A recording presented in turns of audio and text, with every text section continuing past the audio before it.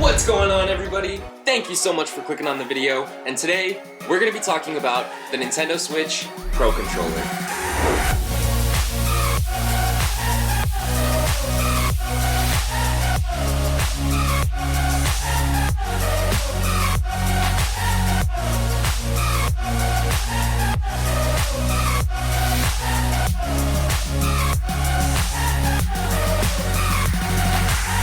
Let me start out by saying that I know that the Pro Controller has been getting some really great reviews, and there are a ton of people basically screaming at you saying that you should run out and go right away and buy it right now, please.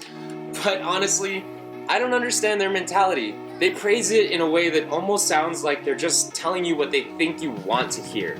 But I'm gonna give you my most honest opinion about it, because that's what I would want too out of a review video like this. Just an honest opinion. So I know that a lot of people know about the Pro Controller, and it's so closely associated with the Switch that it's almost like the Switch's little brother at this point. And that's not necessarily a bad thing, because it's a really great controller. And probably the most appealing thing about the Pro Controller is its familiarity to other controllers that you're used to playing with, like the GameCube controller, Wavebird, or even the Xbox 360 controller. And I really like the fact that it has some really large buttons on it. They're really nice to press, and they're pretty responsive too. It brings a little bit more traditional play to the Switch when you're grinding through games like Breath of the Wild and Fast RMX.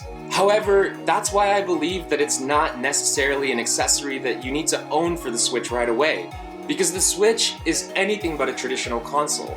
Nintendo has never really played by the rules that their competitors follow, and that's why I believe that they're incredibly special. Whereas Sony and Microsoft seem to value the graphical power of their gaming consoles the most, Nintendo has always attempted to stand out and innovate in ways that have literally shaped the development of pop culture. Like when they introduced motion controls with the Wii. And the Switch is no different. I don't think that any of us really know what it is just yet, or how much potential it really has to change the entire landscape of gaming. And the Joy-Cons, although they look strange at first, are actually quite comfortable, and at least for me, have become pretty appealing to play with.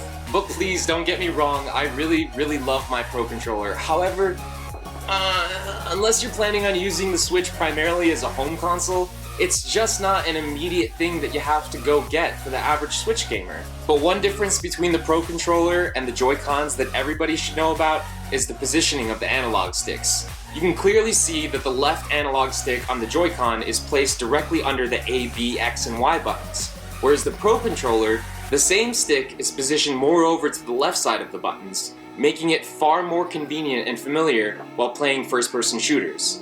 I personally don't think that this is too big of a deal because I quickly got used to the positioning of the analog sticks on the Joy-Cons, but I can definitely see how many people might find it hard adjusting to the new form factor. But another really important difference between the Pro Controller and the Joy-Cons are the D-pads.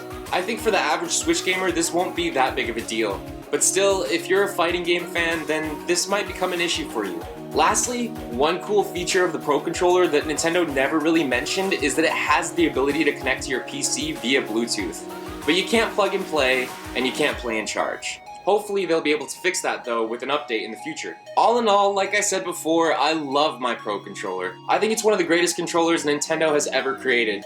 But I also think that it's something that you should hold off on when you're buying your Switch, unless you plan on using it primarily as a home console, or you really like the traditional positioning of the offset analog sticks, or if you really need a D-pad. But before you go, let's talk about that Switch giveaway. I'm going to be giving away a free Nintendo Switch to one of my subscribers as soon as this channel hits 20,000 subscribers. So make sure you're entered into the giveaway by clicking on the Gleam link in the video description below.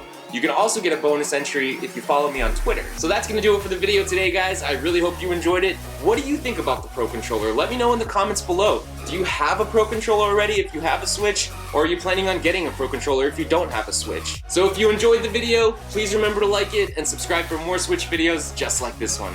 Thanks, and have a great day.